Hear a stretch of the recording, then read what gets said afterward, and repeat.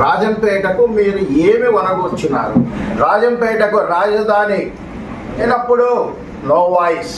Medical college Rajampet నుంచి తరలిపోతుంటే no voice. Annamayya dam కూలిపోతే నో వాయిస్ ఉంది.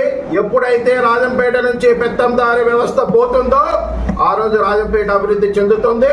వైసీపీ నాయకుల ద్వారా ఇప్పటికైనా కానీ మేము హెచ్చరిస్తున్నాం, ఖబర్దార్. ఎస్సీల చేత దాడి చేసే విధంగా ఈ రోజు నిన్న మాట్లాడడం చాలా దారుణం. అక్రమాలే, సక్రమాలే.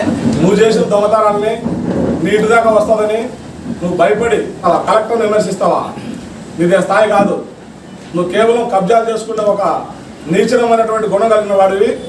ఈ 4 కోట్ల డబ్బు అమర్నాథ్ రెడ్డి రాత్రి 9 గంటల సమయంలో 20 మంది అమర్నాథ్ రెడ్డి అనుచరులు గుంటు మనీ వచ్చి మా కుటుంబ సభ్యులపైన దాడి చేయడం జరిగింది.